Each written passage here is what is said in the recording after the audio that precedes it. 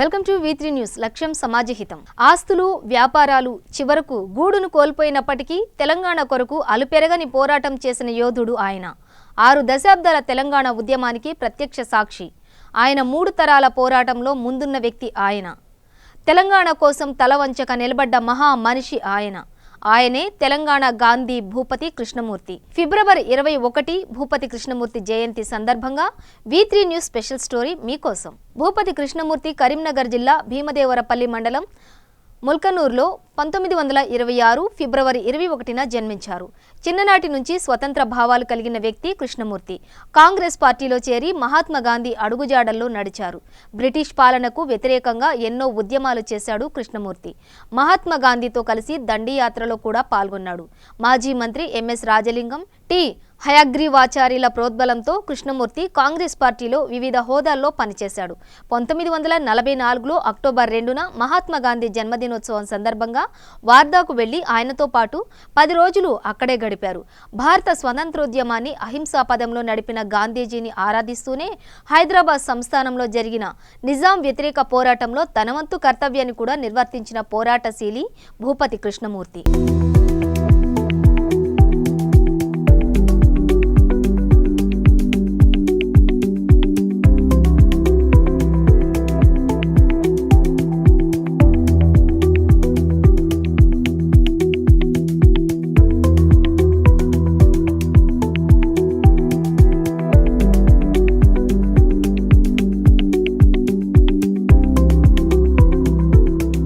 ఆంధ్రప్రదేశ్ రాష్ట్ర అవతరణ తర్వాత తెలంగాణ వెనుకబాటును కృష్ణమూర్తి ఎలుగెత్తి చాటాడు. తెలంగాణ రాష్ట్ర ఏర్పాటు కొరకు ఆయన చేసిన కృషి అనిర్వచనీయం. వలస పాలకులు కబంధ హస్తాల నుంచి తెలంగాణ తల్లి విముక్తి కోసం భూపతి కృష్ణమూర్తి ఎన్నో పోరాటాలు చేశాడు. తొలిదశ తెలంగాణ ఉద్యమంలో ముందుండి కొట్లాడాడు కృష్ణమూర్తి. ఫజల్ అలీ కమిషన్ వరంగల్ వచ్చినప్పుడు ప్రత్యేక రాష్ట్రం కోసం కృష్ణమూర్తి కొట్లాడాడు. తెలంగాణను ఎట్టి పరిస్థితుల్లో కోస్తాంధ్ర జిల్లాలతో కలపొద్దని గళమెత్తి గర్జించాడు. ఇడ్లీ సాంబార్ వ్యతిరేక ఉద్యమం వరంగల్లో పురుడు పోసుకున్నప్పుడు క్రియాశీలకంగా పనిచేశాడు. నాటి ప్రభుత్వాలు తెలంగాణకు వ్యతిరేకంగా ఎలాంటి కార్యక్రమాలు చేపట్టినా విభేదించేవాడు. తెలంగాణలో ఆంధ్ర పార్టీల పెత్తనం వద్దని ఆనాడే తెగేసి చెప్పాడు కృష్ణమూర్తి.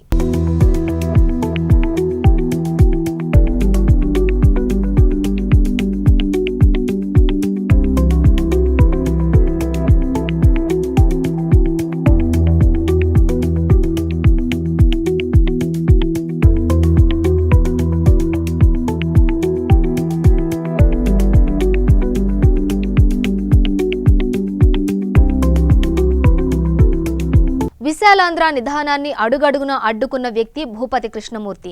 1946 ఆగస్టు 11న టి హయగ్రీవాచారితో కలిసి ఓరుగల్లు కోట మీద త్రివర్ణ పతాకాన్ని ఎగరవేశారు. 1946లో ఖాదీ బోర్డు ప్రచార కమిటీ సభ్యుడిగా, 1948 నుంచి 1960 వరకు వరంగల్ నగర కాంగ్రెస్ సభ్యుడిగా పనిచేశాడు. 1960 నుంచి 1986 వరకు వ్యవసాయ మార్కెట్ కమిటీ సభ్యుడిగా, 1968 నుంచి 1972 వరకు వరంగల్ మున్సిపల్ కౌన్సిలర్గా పనిచేశాడు. 1984లో క్రీడల అభివృద్ధికి నేషనల్ క్లబ్ను ఏర్పాటు చేసి దానికి కార్యదర్శిగా కూడా పనిచేశాడు కృష్ణమూర్తి. 1972లో ఎన్నికల్లో పోటీ చేసిన కృష్ణమూర్తి ఓటమి పాలయ్యాడు. 1977లో జనతా పార్టీ అధ్యక్షుడిగా పనిచేశాడు. 1978లో ఎన్నికల్లో మళ్లీ ఓటమి పాలయ్యాడు. 1980లో బీజేపీలో చేరారు. 1983 ఎన్నికల్లో గెలవలేకపోయారు. టీడీపీ నుంచి పోటీ చేసేందుకు NTR టికెట్ ఇచ్చినప్పటికీ కృష్ణమూర్తి దాన్ని తిరస్కరించారు.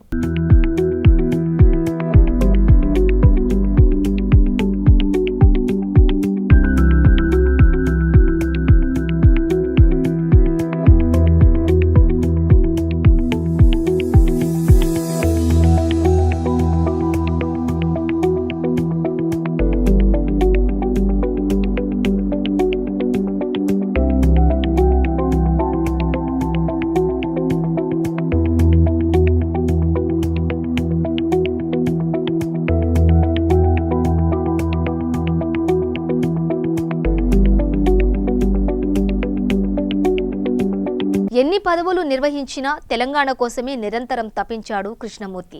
తెలంగాణ రాదేమోనని ఎంతో మంది నిరాశ చెందినప్పటికీ ఆయన మాత్రం ఏనాడూ నిరాశ పడలేదు.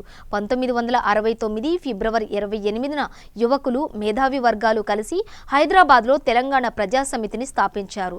మర్రి చెన్నారెడ్డి పార్టీ వీడిన తర్వాత తెలంగాణ ప్రజాసమితికి భూపతి కృష్ణమూర్తి ప్రెసిడెంట్ అయ్యారు. ఇక అప్పటి నుంచి అన్నింటికీ ఆయనే పెద్ద దిక్కై పార్టీని నడిపించాడు. ప్రజాసమితి ఆధ్వర్యంలో భూపతి కృష్ణమూర్తి అధ్యక్షతన వరంగల్లో ఒక సదస్సు జరిగింది. ఆ సదస్సులో ప్రముఖులు చేసిన ప్రసంగాలు, చేసిన తీర్మానాలు నాటి ప్రభుత్వాన్ని కలవరపెట్టాయి. 1990 ఫిబ్రవరి 17న తెలంగాణ ప్రజాసమితిని పునః ప్రారంభించి చివరి వరకు ఆ సంస్థ తరపున పోరాటం చేశాడు కృష్ణమూర్తి. ప్రజాస్వామ్యవాదిగా కొనసాగిన భూపతి కృష్ణమూర్తిని తెలంగాణ సమాజం 2009లో తెలంగాణ గాంధీగా సత్కరించింది. 1986లోనే ప్రజాబంధు అవార్డు పొందిన భూపతి కృష్ణమూర్తి 2009లో స్వతంత్ర సమర కేసరి అవార్డును అందుకున్నారు. వయసు సహకరించకపోయినప్పటికీ మలిదశ తెలంగాణ ఉద్యమంలోనూ భూపతి కృష్ణమూర్తి చురుగ్గా పాల్గొన్నారు. తెలంగాణ రాష్ట్ర తొలి ముఖ్యమంత్రిగా కేసీఆర్ వరంగల్కు పోయినప్పుడు భూపతి కృష్ణమూర్తితో రాష్ట్ర అభివృద్ధి గురించి చర్చించారు. తెలంగాణ రాష్ట్రాన్ని చూసి తనువు చాలిస్తానన్న భూపతి కృష్ణమూర్తి అన్నట్టుగానే ప్రత్యేక రాష్ట్రాన్ని కళ్ళారా చూసి తిరిగిరాని లోకాలకు వెళ్లిపోయాడు. 2015 ఫిబ్రవరి 15న వరంగల్లోని స్వగృహంలో కృష్ణమూర్తి గుండెపోటుతో మృతి చెందాడు. ప్రజల తెలంగాణ సాధించడమే భూపతి కృష్ణమూర్తికి మనమిచ్చే నిజమైన నివాళి. తెలంగాణ కోసం జీవితాన్ని దారవోసిన మహోన్నత నిస్వార్థపరుడు, మలిదశ తెలంగాణ ఉద్యమానికి నాంది పలికిన వారిలో అగ్రగణ్యులైన ఈ మహానీయునికి తెలంగాణ సమాజం అన్ని విధాలా రుణపడి ఉంది.